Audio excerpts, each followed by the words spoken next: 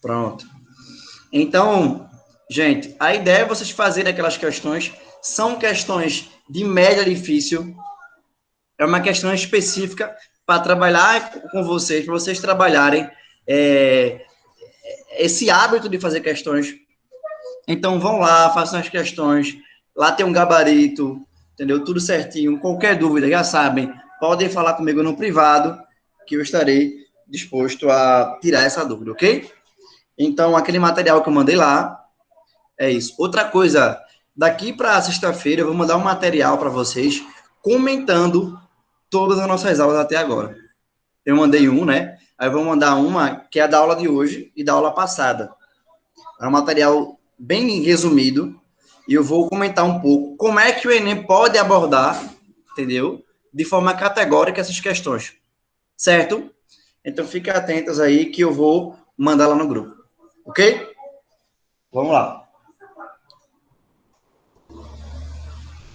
A aula de hoje é uma aula que vocês não devem, em hipótese alguma, desconsiderar. Por quê? Desde 2017, a prova do Enem de Filosofia tem abordado duas ou uma questão de filosofia medieval.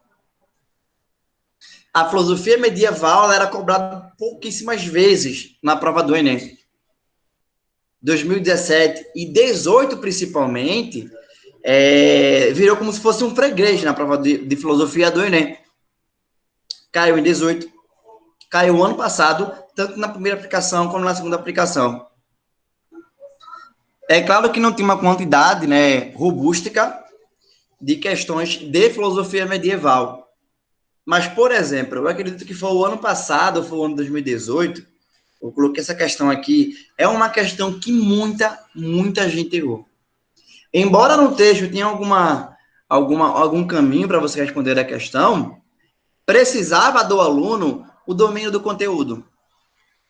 Por quê? Porque nas outras questões, você sabendo o básico do básico, você fazia a questão. Você fazia ela tranquilamente, sabendo o básico, o trivial. Só que o Enem está cada vez mudando, né? Cada vez mais mudando e seguindo outra perspectiva, uma perspectiva mais conceitual, que foi aquilo que eu falei para vocês na nossa primeira aula. Então, a ideia é eu trazer para vocês alguns conceitos desse período que é chamado de filosofia medieval. Aí você pode perguntar, mas professor, será que o governo tem uma pegada mais conservadora? Ele pode abordar mais a filosofia medieval, que está ligado com o cristianismo, e eu não sei dizer, assim. A prova de filosofia medieval, e é uma coincidência, isso não é fato, eu não estou afirmando isso, ela veio cair mais depois do governo Bolsonaro. Assim, eu não sei se isso é, de fato, influência do governo ou essa é algo aleatório. Eu não posso afirmar isso. Então, é bom vocês ficarem ligados nessa prova, ok? Vamos lá. Gente, eu sempre gosto de começar as minhas aulas de filosofia medieval fazendo uma distinção com a Grécia Antiga, né? Por quê? Eles vão ser influentes, os gregos vão ser influentes para a filosofia medieval. Entretanto, vai ter aí uma nova concepção filosófica, ok? Ou seja, eu trouxe para vocês aqui as cosmovisões. Primeiramente, o que significa cosmovisão? Gente, cosmovisão, a palavra cosmo lembra o mundo, visão, olhar. Ou seja, como é que eles vão ter o olhar para o mundo? O olhar do mundo. Então, é muito importante a gente entender como é que os gregos entendiam algumas concepções do mundo e como o cristianismo e a filosofia medieval vai entender isso. Principalmente porque a filosofia medieval ela vai ser muito importante Por causa do cristianismo. Por causa de Jesus Cristo. Ok? Claro que não é o protestantismo, né? Lá de Lutero, do século XVI. Não. Aqui é um cristianismo católico. Ok? Aqui é uma outra concepção. Ok? Então, a primeira coisa que eu coloquei no slide para vocês, e é importante vocês fazerem essa distinção, é a ideia de Deus. Como é que os gregos viram Deus e como é que os medievais vão ver Deus? Ok? Então, lembramos que os gregos eles estavam muito ligados com a mitologia. Então, existia uma concepção politeísta, né? De vários deuses, por causa da narrativa mitológica, desde Homero. Isso é fato, isso é evidente. Já para os medievais, a ideia de Deus é um Deus monoteísta. É um Deus, não os deuses. E é importante a gente entender o seguinte, ó, esse Deus monoteísta, ele é um Deus pessoal. Essa é a grande diferença do grego para o medieval. Como assim um Deus pessoal? Gente, o cristianismo é uma das primeiras religiões que vai trazer o Deus, ou Filho de Deus, que no caso é Jesus Cristo, como um ser pessoal. Jesus foi um ser humano. Jesus foi um ser humano.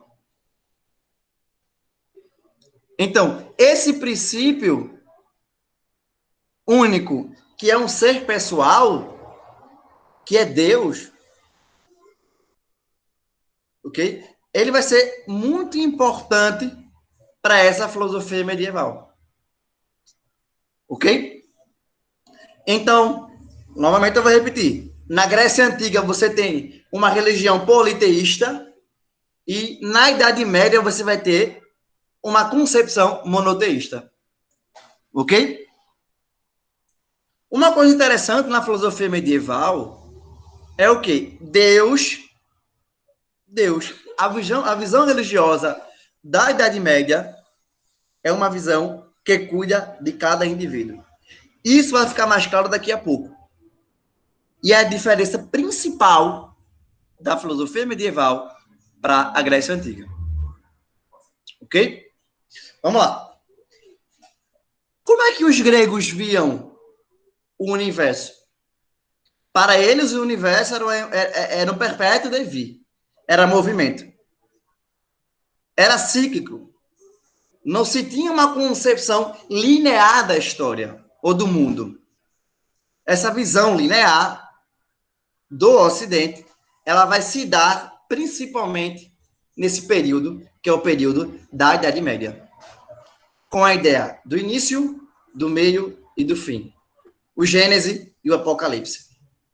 Gênese, a origem, Apocalipse, o final. E alguns filósofos medievais, inclusive, vão ser os primeiros a tratarem dessa visão linear cristã, que vai ser muito importante e muito influente no Ocidente. Inclusive, a nossa visão hoje é uma visão de começo, início e fim. Os gregos não pensavam dessa forma. Os gregos pensavam de forma esférica, cíclica. Então, é uma diferença que o Enem pode abordar para vocês, colocar dois textos, né? O Enem tem essa visão, né? Coloca um texto sobre filosofia grega e um texto sobre filosofia medieval. Aí ele vai abordar um aspecto entre os dois textos. Por isso que você precisa ter o domínio desses dois e dessas duas concepções. Ok? Gente, a ideia do mundo medieval, cristão, é um mundo criado por Deus. Só que Deus, e aí é que é uma pegada muito legal, Deus vai criar todos os seres através do nada. Através do nada. Ou seja, Deus tem uma fundamentação nihilista. Nihilista. Deus vai fundamentar e vai criar as coisas do nada. O que é niilismo? Nada. Niilismo, ni nada. Significa nada, assim. Ou seja, o cristianismo vai ser fundado através do niilismo. Deus criou tudo do nada. Totalmente diferente dos mitológicos. Aí você pergunta, mas por que? Se a narrativa mitológica também fala quase semelhante que esses deuses vão ter uma genealogia, né? Uma árvore genealógica, mas não existe uma explicação lógica. E hoje a gente trata o cristianismo com mais força do que a mitologia. Por quê? Porque os medievais, esses filósofos, eles vão fundamentar a religião cristã. E essa fundamentação, ela vai se dar através da razão. Ou seja, mesmo você querendo ou não, o cristianismo tem uma fundamentação racional. Isso não quer dizer que você deve acreditar nessa fundamentação racional. Mas esses filósofos medievais, eles vão trazer uma fundamentação racional muito além do seu tempo, gente. Muito além do seu tempo. Ok? Ficou claro até agora? Todo mundo entendeu? Alguém não entendeu? Joyce, Nádia, Érica, John, todo mundo entendeu? Beleza. Então vou continuar, certo? Vamos embora. Além desses aspectos de Deus e de mundo, eu trouxe outros aspectos, ok? O aspecto do homem. Primeiramente, a gente deve saber que lá na Grécia Antiga, a visão do homem era uma visão doméstica. Por quê? Primeiramente, o cosmos era mais importante do que o homem, do que o ser humano na Grécia Antiga. O cosmos era muito mais importante. Por quê? Porque o ser humano era somente um ser entre outros seres nesse universo, de acordo com os gregos. Novamente, eu explico. O Enem pode pegar dois textos, trazendo a ideia grega de homem e a ideia medieval de homem e pedir para você responder essa questão. Por isso que é bom a gente fazer essa distinção dessas duas correntes, ok? Desses dois períodos, no caso. Lembrando que eu falei lá na primeira aula da gente, a gente estamos aqui ainda no debate metafísico, ontológico. Ou seja, estamos buscando uma explicação racional de coisas básicas da nossa realidade. Ok? Vamos lá. Como assim os gregos têm uma visão doméstica? Gente, para analisar os gregos, eu quero que vocês pensem o seguinte. Pensem comigo. Pense uma esfera, ok? É uma pergunta agora para vocês. Fiquem à vontade para responder. Eu tenho uma esfera aqui, ok? Tem uma esfera e os gregos amavam a geometria. Eu tenho uma esfera. Esfera é o quê? Geometria plana ou espacial, né? É espacial, né? Plano tem que ser plano, né? Eu acho que é isso. Se vocês puderem me corrigir aí, me corrijam. Eu acho que esfera é geometria espacial. Eu acredito. É espacial, tá vendo? Espacial. Pense uma esfera. Pense uma esfera. Em uma esfera, alguma coisa entra na esfera sem forçar? Entra. Alguma coisa entra. Alguma coisa sai da esfera? Não. O que significa, para os gregos, A Grécia era como se fosse uma esfera.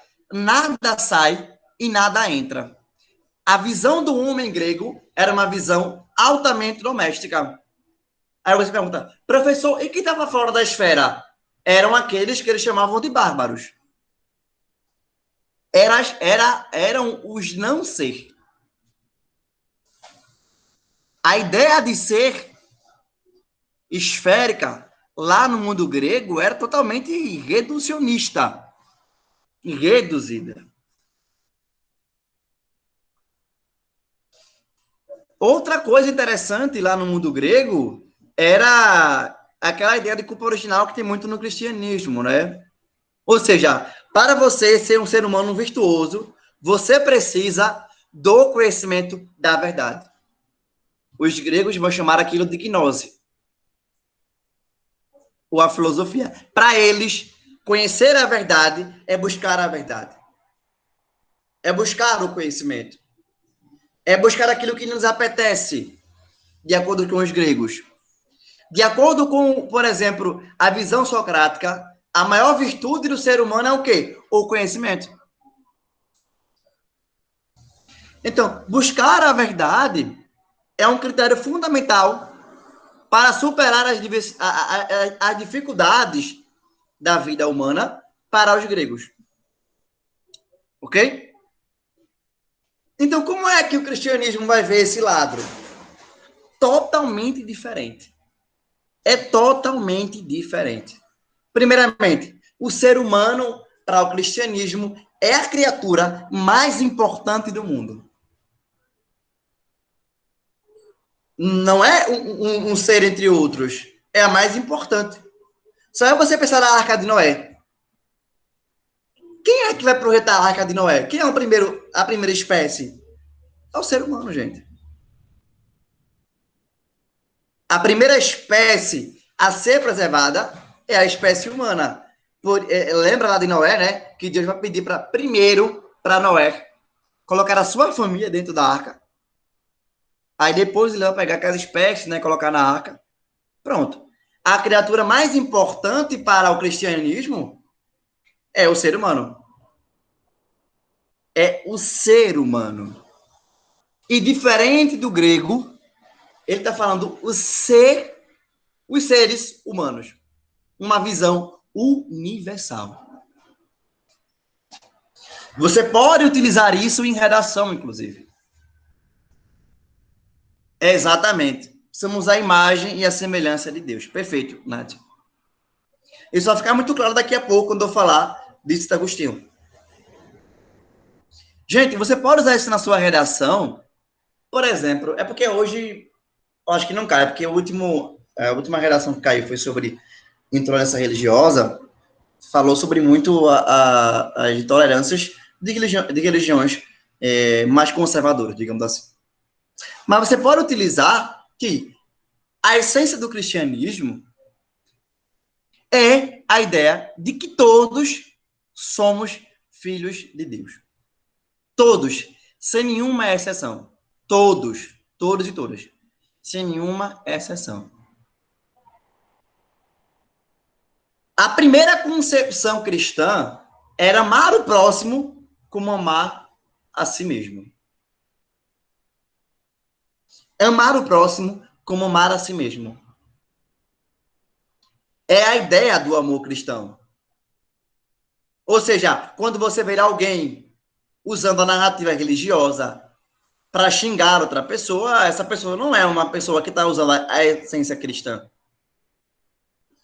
Embora hoje no Brasil todo mundo utilize, né? Hoje o cristianismo para várias coisas, infelizmente. Então, essa esfera não existe mais com os jutianos gregos. É todos, gente. É todos. Se Deus criou todo o universo, tudo foi criado por ele. Você é filho dele e eu sou filho dele. Filho ou filha, enfim. Não importa a minha relação com outras pessoas. Claro que eles não falavam hoje de temas mais contemporâneos. Mas, por exemplo, a sexualidade. Isso não é relevante para esse debate. O que importa é amar o outro, é amar o próximo. Essa é a essência do cristianismo. Ok? Então, o cristianismo ele vai ter como ponto fundamental Jesus Cristo, né? O Filho de Deus.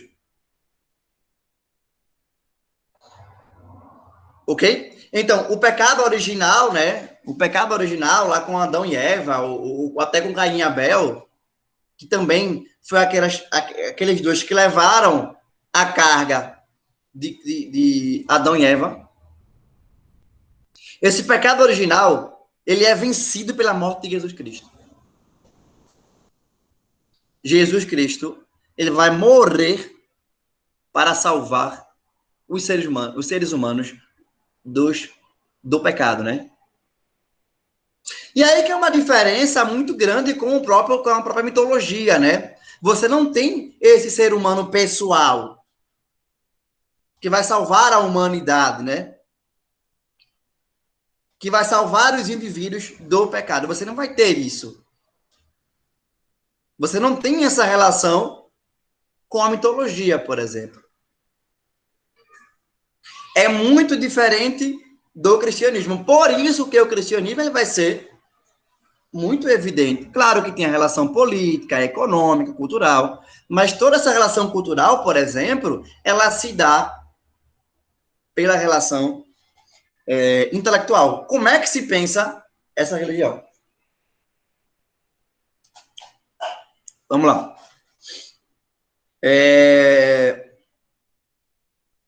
Então, de forma resumida, isso daqui daria 3 aulas ou 2 aulas.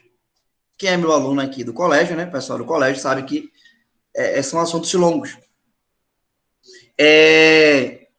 Como é que eu entendo a filosofia medieval? Isso aqui é muito fácil. Isso aqui foi a questão do ano passado, gente. Isso que eu vou falar é uma questão que está aqui, que eu trouxe do ano passado. Gente, a filosofia medieval, ela quer fundamentar a sua fé através da razão. Acabou. A fundamentação da fé, ela se dá através da razão. Ou seja, se eles não fundamentassem a fé com a razão, virava quase uma mitologia. Quase uma fantasia mitológica. Então, a fundamentação da fé se dá através da razão. A razão, como está no slide, aí está errado, né? Já era fundamento, tá fundamento. A razão, ela é fundamento da fé. Ok? A razão vai dar. Era como se fosse o seguinte: eu tenho um prédio e essa coluna desse prédio seria a razão. O prédio é a fé e a coluna é a razão.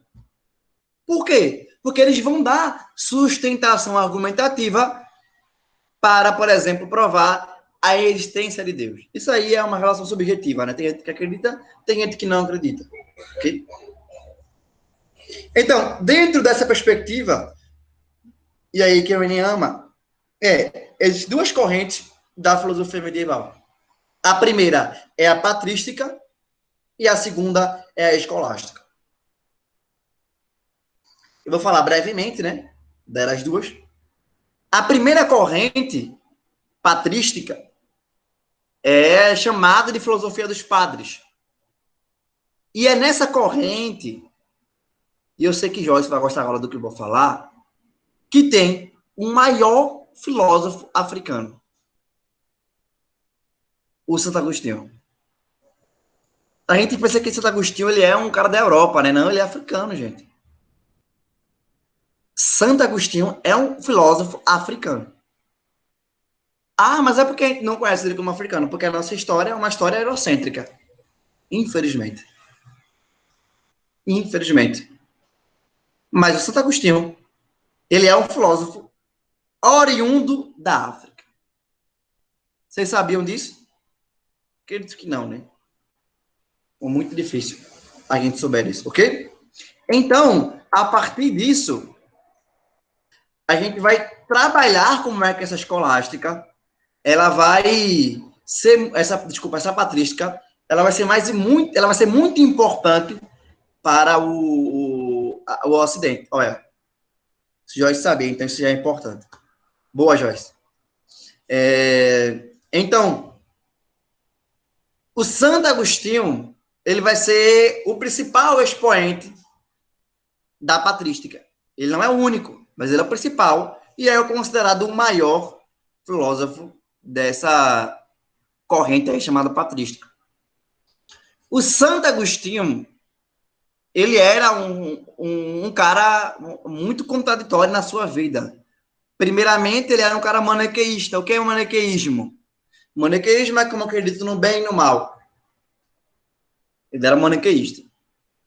Lá na frente, ele vai se converter ao cristianismo através de Santo Ambrósio. A mãe dele era cristã, né? Inclusive, Santa Mônica. E ele vai desacreditar no maniqueísmo, inclusive. Ele vai dizer, olha, Deus não pode criar o bem e criar o mal. Deus cria o bem. O mal seria a ausência do bem, a privação do bem. Isso aqui é algo que o Enem nunca cobrou, mas pode cobrar, viu? Como é que eles viam o mal? O mal, para o Santo Agostinho, era a ausência do bem, a privação do bem. Ok? Então, a patrística vai ser influenciada por uma visão neoplatônica e cristianizada. O Enem se equivocou, acho que foi em 2016, quando colocou que o Santo Agostinho foi influenciado por Platão diretamente. Não, ele foi influenciado por uma visão neoplatônica, ou seja, uma nova perspectiva de Platão, que era uma perspectiva cristianizada. Mas isso não é tanto relevante, né? Você sabendo disso, você consegue matar a questão. Ok? Vamos lá. Então, o Santo Agostinho vai tratar de vários assuntos. Do mal, do livre-arbítrio, por exemplo. Lembra que eu falei para vocês da ideia de tempo, de cronologia? Pronto. O Santo Agostinho vai escrever uma obra que, assim, ela e as Confissões, para mim, eu já li as Confissões, não toda, porque ela é grande, e a Cidade de Deus também é grande, o volume 1. São obras esplêndidas. As Confissões, o próprio nome já relata, né? É quando o Santo Agostinho ele vai falar um pouco como é que é a sua mudança e a sua conversão para o cristianismo. E é lá onde ele vai tratar de tempo, de várias coisas. Debate magnífico. A outra obra, a Cidade de Deus, é quando ele vai tratar, por exemplo, de a origem de duas cidades. Ah, claro, claro. Boa, Joyce. O seguinte, vê. De acordo com os maniqueístas, Joyce, existe o mal e existe o bem. Ok?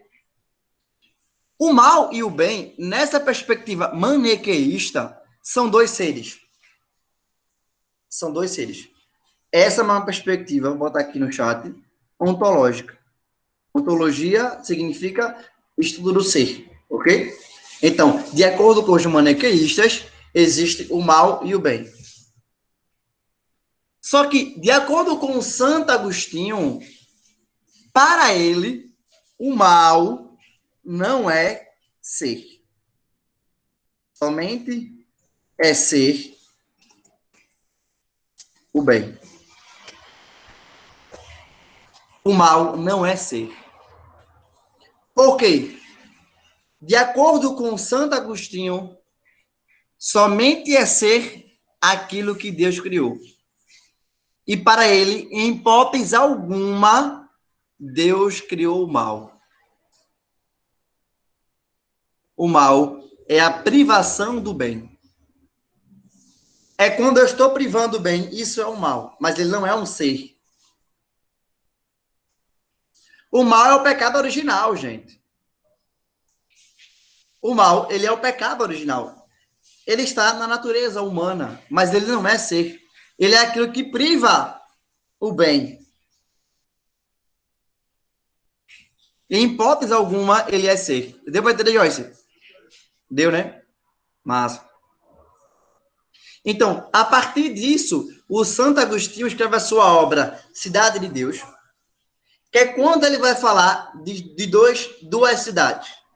Claro que ele não está falando de relação geográfica, mas sim simbólica. Para ele, existe a cidade de Deus e a cidade dos homens. Vamos ver aqui se tem algum cristão, né? Entre Caim e Abel, quem foi que matou quem? E aí?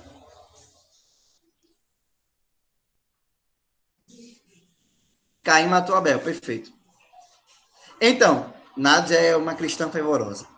Brincadeira. Vê, de acordo com Agostinho, Caim matou Abel por inveja, por egoísmo e outros fatores. E Abel morreu amando o próximo, não desejando o mal do outro.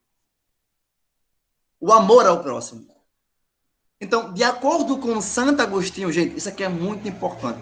Se vocês estiverem anotando, anotem, por favor. De acordo com Santo Agostinho, a imagem de Caim de egoísmo, de não amar o próximo, de corrupção, de inveja, para ele, Caim vai fundar a cidade dos homens. A cidade dos homens. É a cidade do pecado, é a cidade da inveja, é a cidade do egoísmo. Oi, Nádia, diga. Repito, claro. De acordo com o Santo Agostinho, claro que eu repito. Caim vai fundar a cidade dos homens. Por quê? Porque Caim vai matar Abel por egoísmo, por inveja, por não amar o próximo. Tudo que é contrário ao cristianismo vai ser o fundamento que Caim vai ter para matar Abel.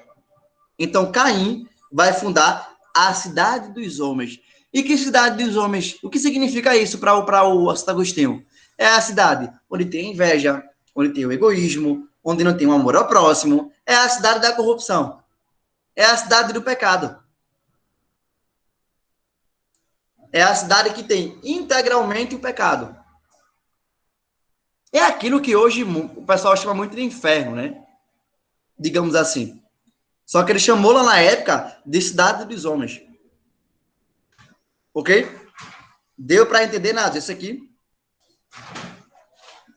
Ou não? Sim. Já o Abel é um indivíduo que vai amar o próximo. Que não vai ter inveja, que não vai ter ódio, que vai fazer aquilo buscando se aproximar de Cristo, ou de Deus, né? No caso. Então, para ele, o Maquiavel, o Abel, vai fundar a cidade de Deus. A cidade de Deus é onde tem a perfeição, é onde não tem pecado, é lá onde tem tudo que é de bom, de acordo com o Santo Agostinho. Eu tenho duas cidades. Uma vai tratar do pecado, lá onde está o pecado, onde está a imperfeição, onde estão as coisas ruins. E a outra é onde está a perfeição. Ok? Só é você lembrar de dois filmes. Cidade dos Homens e Cidade de Deus. Que de acordo com algumas concepções, com algumas coisas que eu já tinha visto, os dois diretores, não sei se é o mesmo, né? O diretor, eles trataram que os dois filmes também eram uma concepção lá do Santo Agostinho, mas não sei se é verdade ou não. Mas só você lembrar de dois filmes, né? Um vai tratar da visão de Caim, que é a cidade dos homens, e o outro vai tratar da visão de Abel, ok? Tá claro isso aqui? Então, o Santo Agostinho, ele é esse expoente da filosofia patrística. Ok? Outra coisa, ele vai tratar do livre-arbítrio, que foi uma questão do ano passado que tinha aqui, que a gente vai falar daqui a pouco. Ok? Então, a patrística tem como principal expoente o Santo Agostinho. Já a escolástica tem o Tomás de Aquino, que é considerado o maior filósofo da Idade Média. Ele vai superar o Santo Agostinho. Ele vai ser influenciado pela filosofia aristotélica. Só que essa filosofia aristotélica só vai chegar nele através de dois comentadores árabes, que é o Avicena e o Averroes. Isso não importa muito, né? Mas é importante ao mesmo tempo. Avicena e Averroes foram dois filósofos árabes que foram os primeiros filósofos que resgataram a filosofia aristotélica e chamaram ele de o grande filósofo. E aí o Tomás de Aquino vai pegar isso e vai usar toda a filosofia aristotélica para fundamentar a sua filosofia cristã medieval. Ok? Vamos agora para as questões. Então é basicamente isso, gente. A patrística de um lado com Agostinho e a escolástica de um lado com Tomás de Aquino. Não vai dar para falar de muita coisa, porque se for falar, vai ser muita coisa para dizer. Então vamos avançar. Primeira questão. Questão de 2018. Para mim é uma das questões mais difíceis de filosofia medieval até agora do Enem. Não é a mais difícil, mas é uma das difíceis. Ok? A primeira coisa que você vai ver é a obra, Confissões. Tá falando das confissões de Santo Agostinho, né? Agostinho está começando a dizer aí porque ele foi se converter ao cristianismo. Isso aqui é muito importante entender essa concepção. Entender isso? Ok? Vamos embora. Texto. Não é verdade que estão ainda cheios de velhices espirituais aqueles que nos dizem que fazia Deus antes de criar o céu e a terra. Se estavam ociosos e nada realizavam, dizem eles. Por que não ficou sempre assim no decurso dos séculos, abstendo-se como antes de toda ação? Se existia um Deus, um novo movimento, uma vontade nova para dar o ser a criaturas que nunca antes criará. Como pode haver uma verdade eternidade? Desculpa, uma verdadeira eternidade, se não ele parece uma vontade que antes não existia. Gente, essa questão de fato, ela não vai dar nada para você. Nada, nada. Pergunta. A questão da eternidade, tal como abordada pelo autor, é exemplo de reflexão filosófica sobre. Gente, entender o texto. O texto está falando sobre a ideia de tempo. Deus, tempo e o ser humano. Os seres humanos se perguntaram como é que Deus criou tudo, se antes de tudo não existia nada. Só que lembra que eu falei para vocês que o cristianismo é a religião que vai criar tudo através do nada, do niilismo? Pronto. Então, essa reflexão que o Santo Agostinho está fazendo nas confissões tem uma explicação. Letra A, sendo a essência da ética cristã. B, natureza universal da tradição.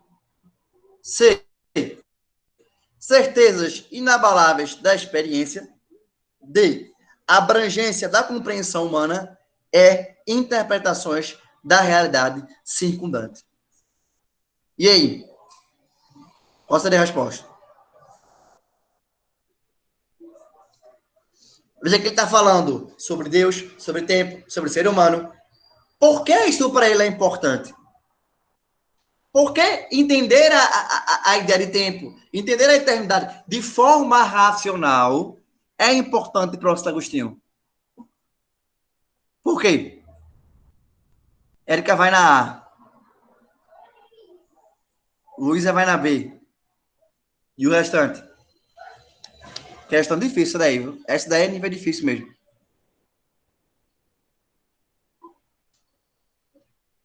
Joyce vai na D.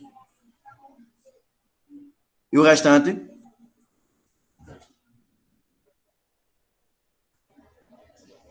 Resposta, gente. A resposta dessa questão é a letra D. Letra D. Gente, ele quer que o ser humano entenda a ideia de tempo, de eternidade e de Deus para abranger a sua compreensão do mundo. Por quê? Lembra que eu falei para vocês que a criatura mais importante era o ser humano? Porque esse ser humano precisa entender que Deus é o tempo, que Deus é a eternidade, para abranger a sua compreensão. E eu entendendo isso, eu vou entender a dimensão humana nesse mundo. Por que não seria A? Porque em hipótese alguma o texto está falando sobre pressuposto ético. Ele está fazendo uma reflexão filosófica. E essa reflexão filosófica leva em consideração no texto sobre Deus, tempo e ser humano. Por que não seria B, Luísa? Porque não é uma natureza universal. Como assim? Ele não está falando da natureza humana. Não está falando da perspectiva natural do cristianismo sobre a ideia de Deus. Entendeu? Por isso que não é a B. Não seria a C, eu acho que a C é a mais absurda, né? Certezas inabaláveis da experiência. Não, a gente está falando sobre isso. Não é interpretações da realidade circundante, não. Não é interpretações, é uma interpretação. Existe uma interpretação e acabou. Ok? Então, deu para entender por que a letra D ou não? Ninguém entendeu? Todo mundo entendeu? Ficou dúvida? Repete, por favor. Claro. Você quer que eu repita qual a opção? Todas? A letra D mesmo, tá bom. D, né? Então, veja.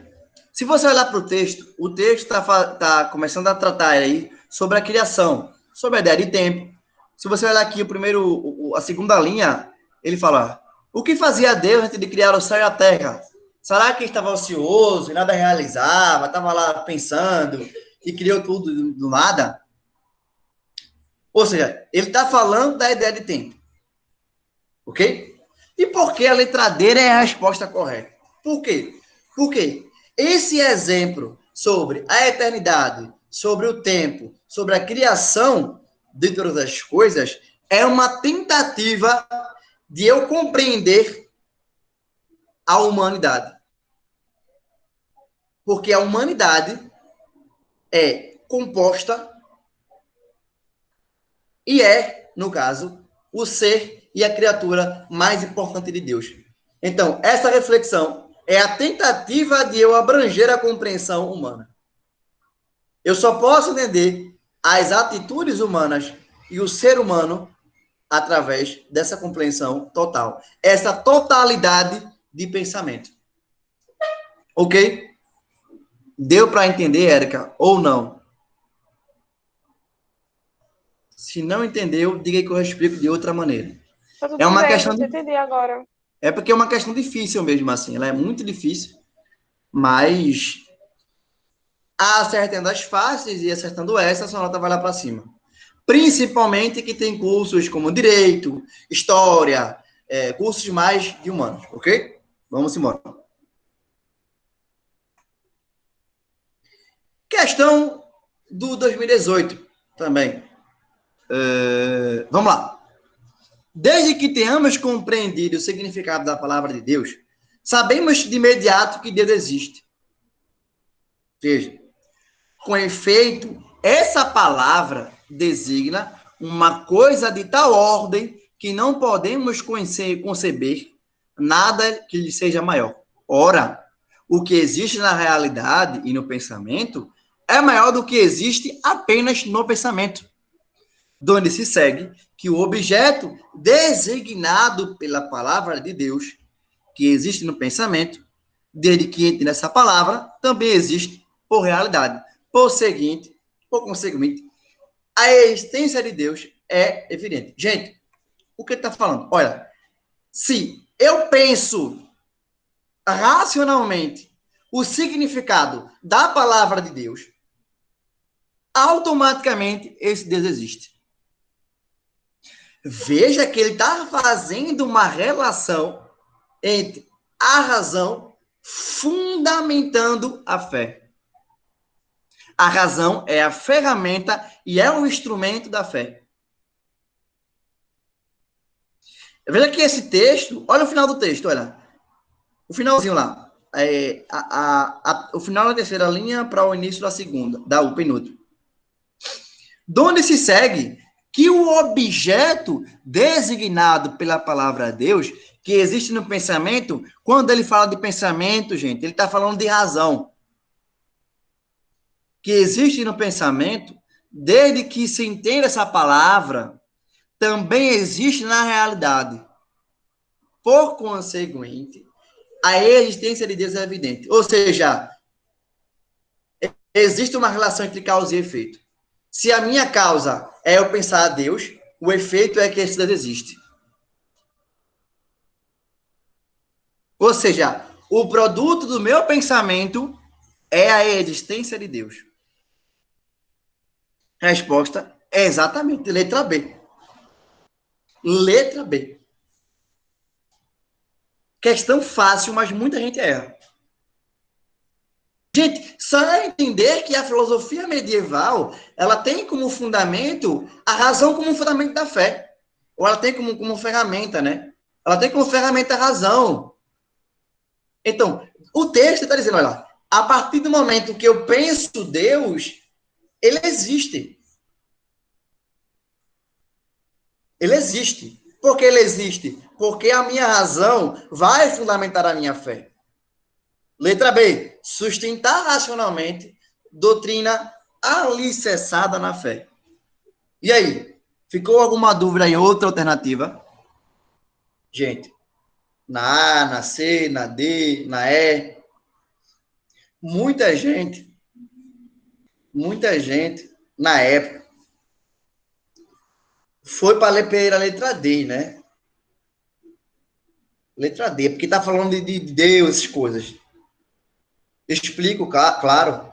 Letra A, reiterar a ortodoxia religiosa contra... Não.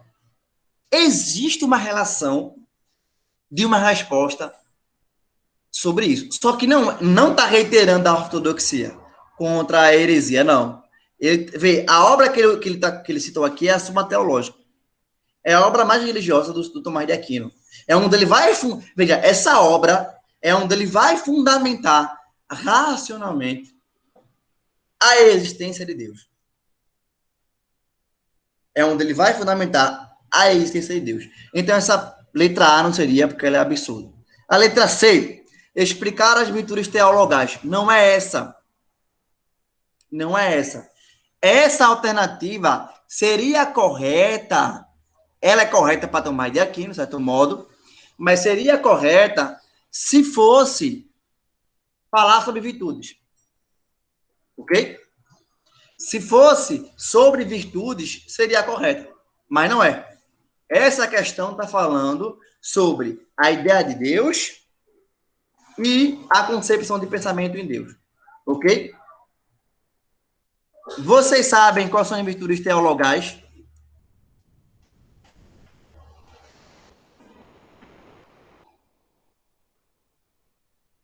Quer que eu fale para vocês? Vou falar.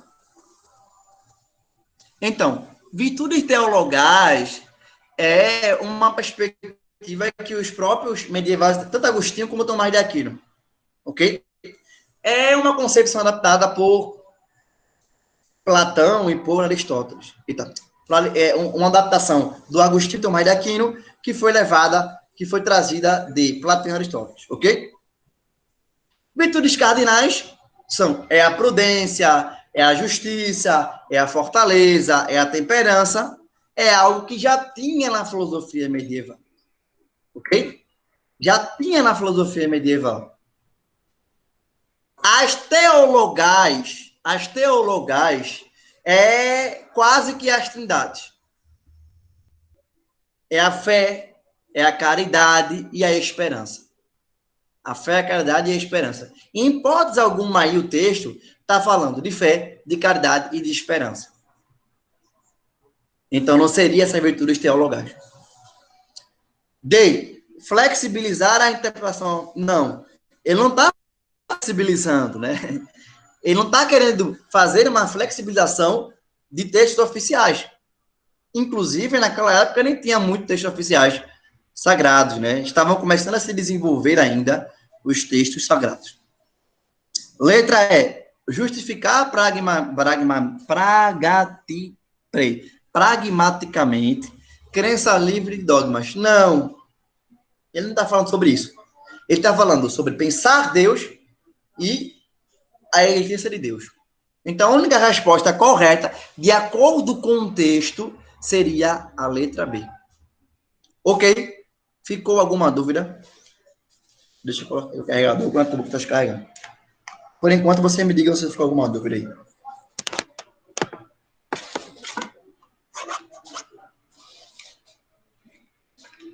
Um momento. Não, né? Perfeito.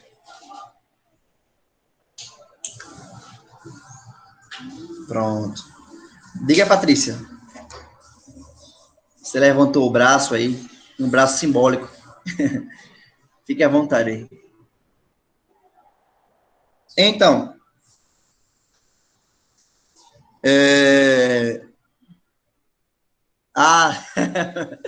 meu Deus do céu. Eita, peraí, deixa eu passar essa questão aqui que... essa daqui... Peraí. Vamos lá. Questão do ano passado. Questão muito fácil. Questão muito... Eu não vou nem ler o texto. Gente, questão muito fácil. Vê, o texto está falando de Tomás de Aquino. Está falando sobre a ideia de norma, de obediência, de obedecer às leis, ok? As nossas ações. Aí, a pergunta, no contexto do século VIII, a visão política do filósofo mencionado retoma qual seria a alternativa correta? Platão, Sêneca, Pitágoras, Agostinho ou Aristóteles? Ele está falando de lei. Retoma. Qual é a resposta? Letra E. O Aristóteles. Poderia ser o Agostinho, mas ele não está falando de vida feliz. Ele está falando de política. Está falando de ética. Ele está falando de como conviver em sociedade. E o conceito de bem comum de Aristóteles é uma concepção que o Tomás de Aquino foi influenciado. Questão fácil. Essa questão você não pode errar. Muito fácil, muito tranquila. Alguém ficou com dúvida nela? Não seria... A mais próxima da resposta é a letra D. Entendeu? Ele retoma alguns pensamentos do Agostinho, mas não nessa perspectiva do bem comum. Letra C, não seria, né? O místico não tá nele. Sêneca também não, ele não é um estoico. E o também de Platão está muito ligado com o Santo Agostinho. Questão do ano passado, primeira aplicação. Não sei se vocês lembram quem fez o ano passado. Questão tranquila também. Vamos lá. Questão que foi 2016, já faz tempo, né? Enquanto o pensamento de Agostinho representa o desenvolvimento de uma filosofia cristã inspirada em Platão, essa é aquela questão que eu falei para vocês que o Enem se equivocou, o pensamento de São Tomás reabilita a filosofia de Aristóteles. Até então vista sob suspeita pela Igreja, mostrando ser possível desenvolver a leitura de Aristóteles compatível com a doutrina cristã. O aristotelismo de Santo Tomás abriu um caminho para o estudo da obra aristotélica e para a legitimação do interesse pelas ciências naturais. Um dos principais motivos do interesse por Aristóteles nesse período. Gente, de forma resumida, o Aristóteles ele vai dar um pontapé inicial lá na Grécia para um conhecimento científico com base filosófica. E os filósofos medievais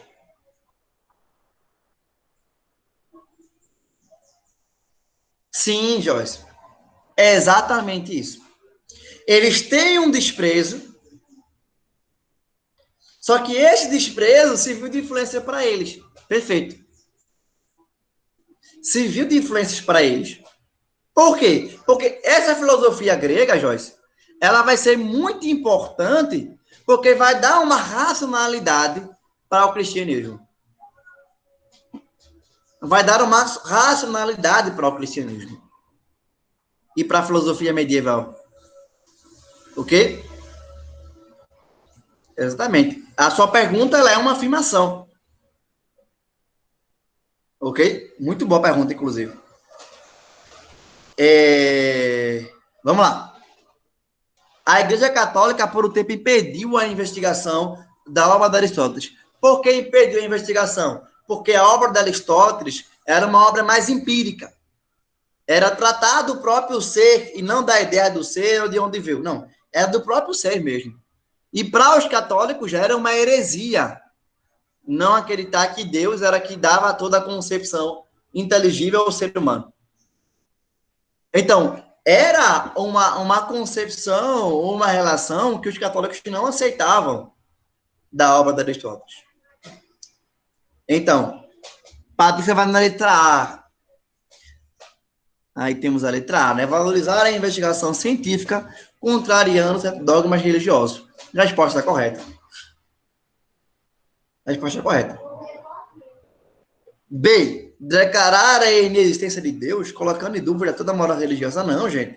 Eles usaram a filosofia de Aristóteles para declarar a existência de Deus. C. Criticar a Igreja Católica, instigando a criação de outras instituições. Não. Essa C aí está falando da reforma protestante lá em 1500. Lá no século XVI. Essa alternativa aí é a reforma protestante. Nada a ver com filosofia medieval. D. Invocar pensamento de religiões orientais, minando a expansão do cristianismo. Também não. As religiões orientais vai estar muito com a relação da cultura islâmica. E mesmo os comentadores do Aristóteles, sendo árabes, não tem nada a ver com essa questão. Então também não é ela. Contribuir para o desenvolvimento de sentimentos antirreligiosos, seguindo essa teoria política? Não, nada a ver. O que a gente está dizendo é o seguinte, olha, a filosofia de Aristóteles, ela é muito científica, então ela é um perigo para a religião. Entretanto, os filósofos medievais pegaram essa filosofia quase científica e cristianizaram ela para fundamentar, por exemplo, a existência de Deus. Ok? Então, essa pegada que a Joyce falou é interessante. Eu vou reiterar novamente. Eles têm um desprezo pela filosofia grega, mas, ao mesmo tempo, o Agostinho e o Tomás de Aquino defendem a filosofia grega para fundamentar a fé humana e a sua narrativa. Ok? Tá claro isso aqui, gente? Ficou alguma dúvida? Então, fiquem ligados em filosofia medieval, porque tá caindo sempre, gente. Veja que a única questão que eu coloquei antiga foi essa daqui. As outras foi 2018, 2019. Então, fique ligado em filosofia medieval. Faça lá aquela ficha de questão e tire dúvida comigo, gente. São questões de 2018, 2019. Do ano passado. Do ano passado.